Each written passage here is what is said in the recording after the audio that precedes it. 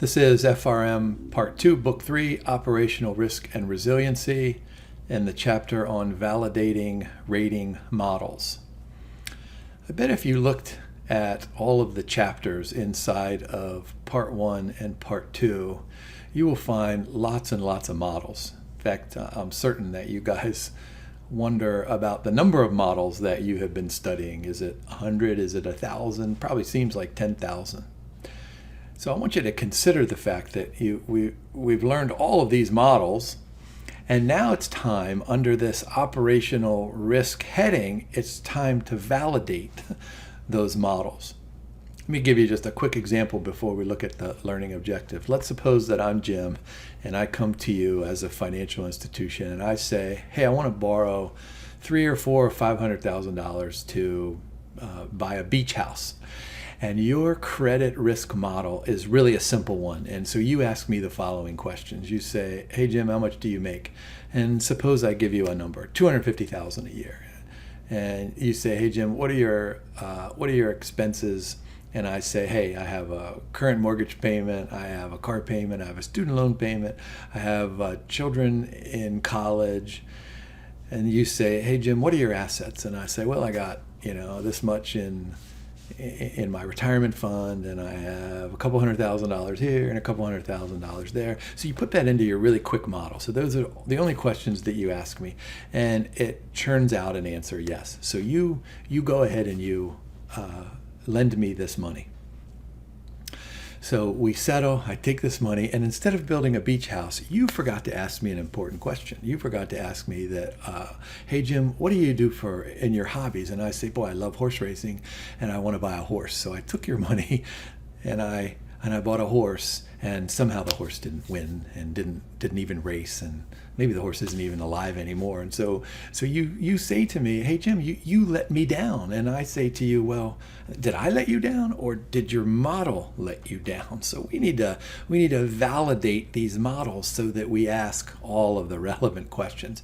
And you'll see, I mean, clearly there was a gap in your model in lending me this capital. So we need to make sure that these learning objectives, and in fact they are, make sure these learning objectives are consistent with completeness, right, and accuracy and all those other kinds of things. All right, so look at this first one here. Explain the process of model validation. All right, that makes perfect sense. How are we going to validate this model? We're going to probably do it qualitatively and quantitatively. We've been talking about that in Part 1 and Part 2. We'll talk about challenges. You guys should know this now, that a lot of learning objectives asks us to evaluate the challenges that were faced inside of these different chapters and different pockets of material. And then at the end, we'll talk about some calibration and the discriminatory power of a rating model. I mean, clearly this model failed to discriminate between me, a defaulting borrower, versus a non-defaulting borrower.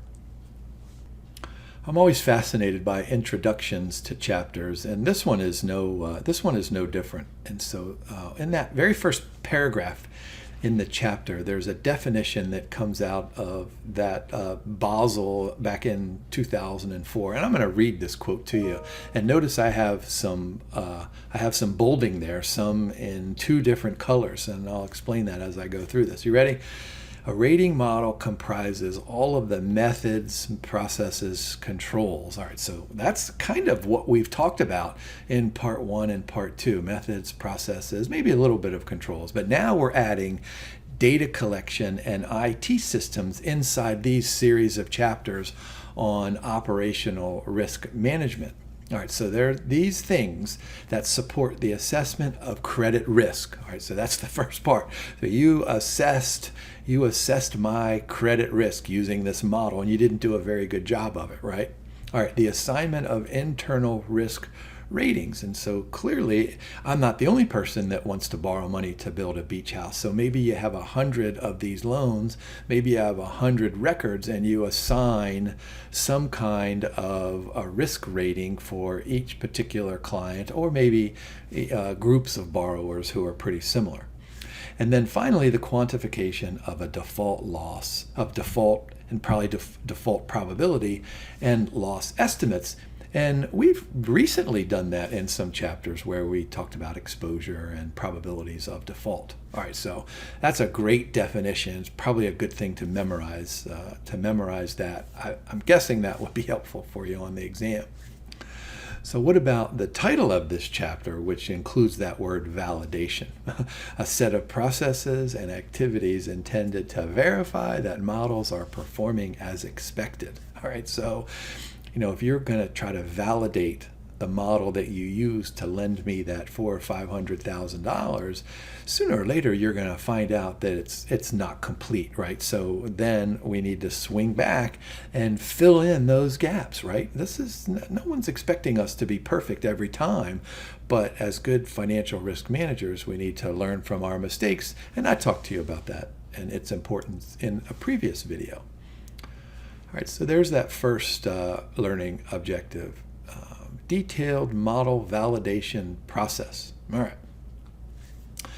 So here the text talks about architecture and structuring this validation process as a combination of things like choices, and your textbook refers to this as macro choices, right? You could have included a question when you asked me. You could have said, "Hey Jim, do you have any interest in horse racing?" You could have asked that question, but you didn't. So there are choices, then there are methods, there are processes, and then there are procedures that are specific to this operational risk series of chapters that we're talking about. So then notice underneath there we have qualitative and quantitative.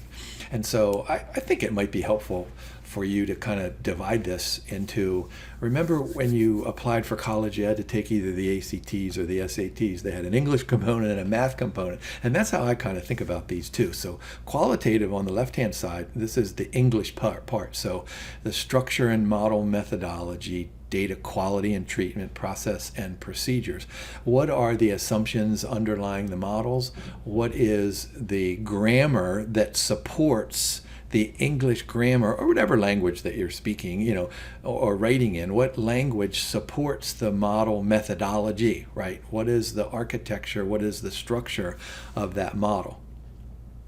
And then, of course, over on the right-hand side, this is the math, right? So the building stage and a monitoring stage. Let me just give you a quick example here. Let's suppose that there were 100 of me who came into your financial institution during a period, maybe it's a month or a quarter, that wanted to borrow money for building a beach house.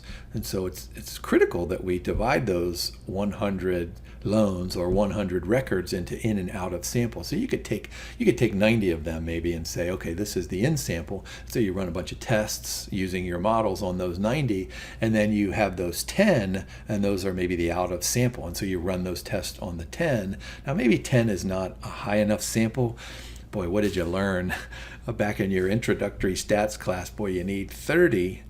You need 30 in the sample, but those sample and in and out of sample assumptions, they can be changed depending on the population, of course. So performance both in and out of sample is critical. And then notice on that monitoring stage block over there, back testing and internal benchmarking. So I want to talk a little bit about actually the learning curve, and let's go back and apply this to previous data. Let's back test it and see exactly how this model worked.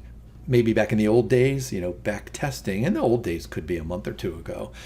And then you have to have some kind of an internal benchmark. And I waited until I got to this point. Look over on that far right. If you can turn your head sideways without the risk of getting vertigo, you see there's this external benchmarking, and that has to be combined with internal benchmarking. Now look at the external benchmarking, of course, that scans the entire environment, but the internal benchmarking is probably going to be specific to one of those business lines or silos that we've talked about in the past. And then the quantitative validation is supported by the quantitative validation is then supported by lots of statistics and econometrics and calibration. So look at those three boxes down at the bottom: discriminant power, ex post default frequencies, calibration in and out of the population, and then stability and robustness. Remember that term robust means that the model, it worked yesterday and it works today and we expect it to work tomorrow, but it's critical that the robustness of the model can be applied to each of our business segments or our business lines. And of course, there has to be changes inside of each business line, because the model in retail banking is probably going to be different than the model in asset management. But remember, we're trying to validate these from an operational standpoint. So there has to be, and there will be, some commonalities. We've spent some time talking about best practices in a variety of topics, and so there's no reason to think that best practices can't be applied to validation. And if you look at these 7 that are fairly well defined inside of the chapter, these should make perfect sense. And I'm going to go ahead and start with number 1 because it's number 1. But look at this. I tell you this regularly. The board of directors establishes the risk appetite framework, right? In conjunction with senior management. All right, so senior managers must consider recommendation produced by the validation process, or review reports. All right, so think about what this means. That we have some kind of an organized validation unit. So you think of that person or that team of individuals as the validators. That could be an Arnold Schwarzenegger movie, right? So we have these validators who have to be independent, right? And so they come along, and these good financial risk managers are highly skilled and highly trained. So they come in, and they sit down at your office and say, all right, what model have you used this week or this month? And you say, okay, I use this and this and this. So that validator then takes that model and then goes off somewhere else and says, all right, I'm going to make sure that this thing is working properly. All right, so look at the 2 and the 3 and the 4. So I've talked about those. Specific organizational unit, of course, maintain independence, and has to be independent from those involved in assigning ratings and making those lending decisions. Look at number 5. I love this because when I talk to my friends out there in the business world who hire and fire employees, they almost always say things like, I hired this person because he or she was highly skilled, but they also, in this particular area, whether it's accounting or marketing, but then they also can jump to other units, so they can jump and they have different kinds of skills. And then they fire people because they haven't been able to maintain those skill sets across boundaries. So look at 5, appropriate skills of human resources, right? Fully understood by senior management. That swings back to number 1. And then, we always have the accountants on our side, the internal audit function. And so, we're not trained to be accountants. So if we need to have some advice based on methods of depreciation or methods of inventory valuation from a client's perspective, then we should, of course, ask for their help.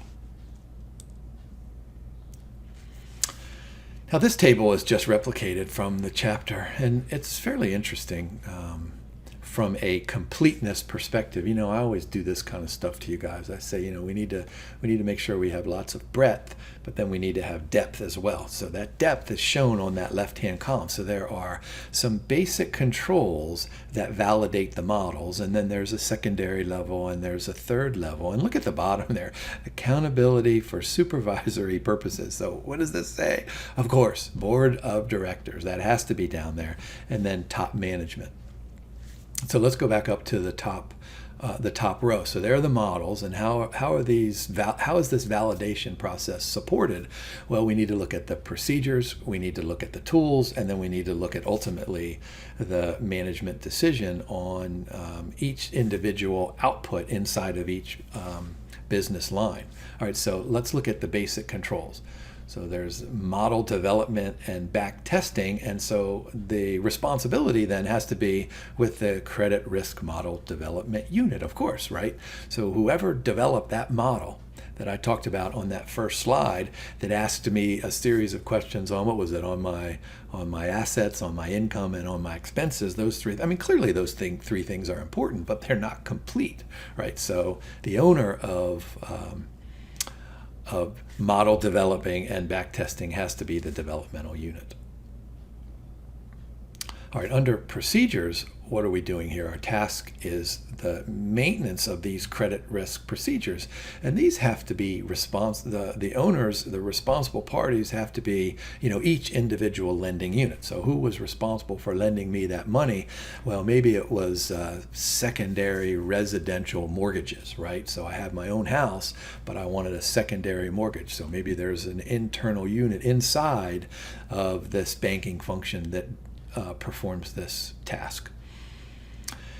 And then under tools, there's operations maintenance. And so this is the entire, IT department, including the accountants in the internal auditing. And they don't have to be accountants. They can be other individuals as well, in conjunction with the lending units. And then over there on the far right, the management decision, didn't we have I think we had a couple of slides in one of our recent chapters on, centralized decision making, and then how can we decentralize that to bring support from all of the business units underneath, maybe that chief risk officer, or maybe the chief operating officer, or the chief lending officer, whoever we want to talk about there. And then in the second layer, all right, so think about that. So here's our breadth, and now we're moving downward into depth. All right, so the second layer controls a continuous test of those models, right? So who's going to do this? Of course, the lending unit has to do this, and probably you'll get some help from the internal auditors. But what are we doing? Continuous testing of the models and the processes and the tools. So as soon as I default on my $400,000 or $500,000 loan for my beach house, that continuous test should have looped back and immediately discovered the gap in there, right? All right, so under the procedures here, the task is to determine the suitability of that lending policy, and then that's going to stay probably with the help of the internal auditors, but this will be done by the validation unit, right? So this individual or team of individuals is going to look at this model and say, boy, we need to add some completeness to this.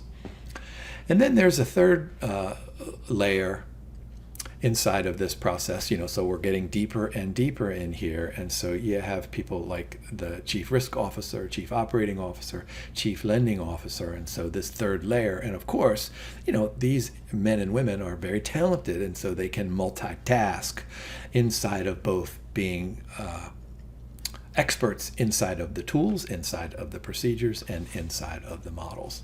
Wouldn't it be awful if you had a chief risk officer who, when you went to him or her and said, hey, I lent money to Jim and he defaulted because he bought a horse that didn't win any races and he didn't have any money, et cetera, well, it would be awful if that risk manager would say something like, hey, I like horse racing too. That sounds like a good model. All right, how about elements of qualitative validation? All right, so main requirements. These fall in, at least in my category of, this is common sense, and this is probably not a surprise to you. All right, obtaining probabilities of default, so statistical models, based on an empirical data set, being able to determine and interpret probabilities of default. Completeness, so that's what I talked about before. Look at what I have in the bolded down there in the bottom. Take into consideration all the available information. All right, so all of the available information includes all of the available information, but remember, as a good financial risk manager, you have to seek out that available information that is relevant, all right, to ensure completeness. How about acceptance? I mean, you can't go to the chief risk officer and say, hey, you know what, I lent Jim $500,000 because there were 27 cumulus clouds in the sky, and I have found that cumulus clouds and Jim's ability to repay have a high correlation. Of course, the the models and the rating systems have to be accepted, right? So inside of the industry, both internal and external, these have to be accepted models. And then if you look at the bottom one, consistency, right? So we need to look out in the environment and say, okay, cumulus clouds, those are irrelevant to determining ability to repay and probability of default. But we need to make certain that we don't rely just on correlations. That's why we did all that stuff on the copulas, so that we can do those marginal distributions and kind of combine them, right? So look what I have. Look what I have into that first block point under consistency, right? A statistical rating model. There may be relationships between indicators and among indicators that contradict economic theory. So we've got to be super careful when we find that cumulus clouds predict probability of default. That doesn't make any economic sense. So look at the bottom one there. Filtered to ensure consistency. So let's filter out the cumulus clouds. Let's filter out the number of fish in a pond, and let's talk about things that are important, right? What's important? What is important is the interest rate on Jim's mortgage. What's important is how many children does Jim have in college, and where are they going to college? Those things are important. And of course, what you need to do is take out all of those biases. Remember in a previous chapter, we had a whole list of biases, and these biases, let me just remind you quickly, occur up here. We call these cognitive errors, and they occur in here. We call these emotional biases. So we need to be objective. We need to strip ourselves away from all of those biases.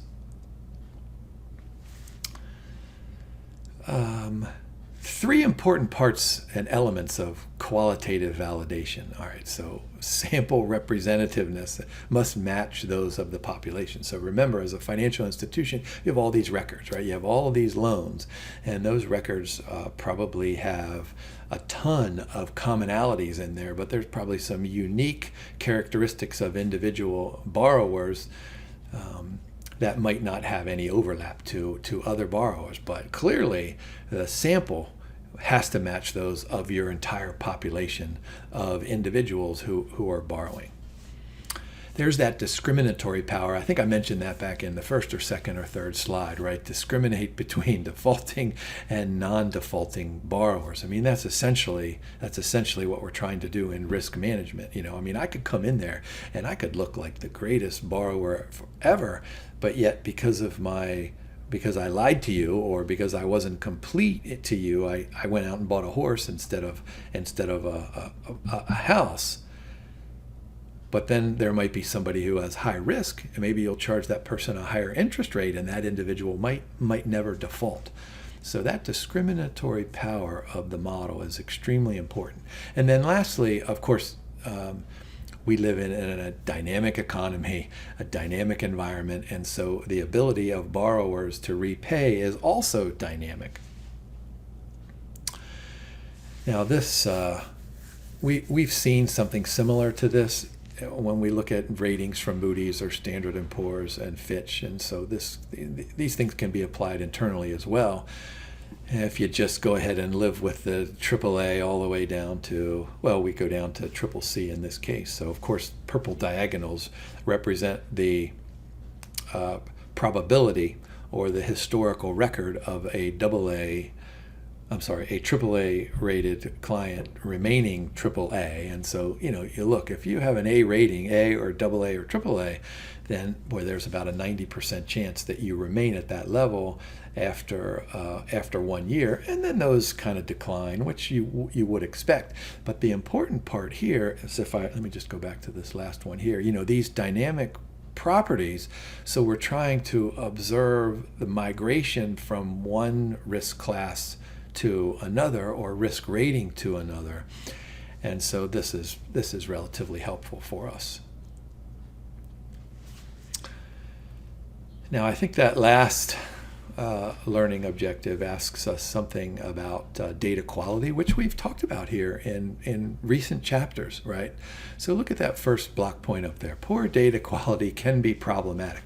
Problematic, I should have underlined that. I should have put it in red. I could have, put an exclamation point there at the end. Of course, we know this. All right, so what does that have to do with validation? All right, so look at the second block point. To validate a model's data quality, two critical aspects: stability of the lending technology and proper model calibration. All right, those should make perfect sense, especially when we're comparing samples and populations. So what is this lending technology? Rules and regulations used in credit origination and credit monitoring. Let me tell you just a quick story here. My daughter and her husband, they bought a house about 2 years ago, and they have recently have gone through the refinancing process. And interestingly enough, they got the lowest interest rate with their original lender. And so I was fascinated by the model that this guy used. It was a man who's dealing with them, who sometimes he used 2 years old data and sometimes he didn't to make a determination. Now, of course, they've been living in this house for 2 years. They've met all their payments, so their credit score probably hasn't changed, although it probably should be. Wouldn't you think it would be better after 2 years of making payments on credit cards and all those kinds of things? But I was fascinated to learn that sometimes he relied on 2-year-old data and sometimes he did not. Now, of course, I wasn't there in the meetings, and so I'm just getting the secondhand from my daughter. But so that's all part of this lending technology, all the tools used to make lending decisions. And so I'm guessing that second block point there, lending technologies rarely remain stable for more than a few years. Of course, if my daughter and her husband then apply for, if they want to refund, let's suppose interest rates go down to 1% in 4 years, hopefully that model will have changed. So look at the final point down there. If the model is not recalibrating old criteria to new states of business. So that's what I was kind of implying with the use of some older data versus newer information and newer technology. And I think that takes us through our validating rating models here. And why don't I just go ahead and say, since there are only 4 of these learning objectives, and it's a relatively short chapter, you probably ought to know all 4 of them.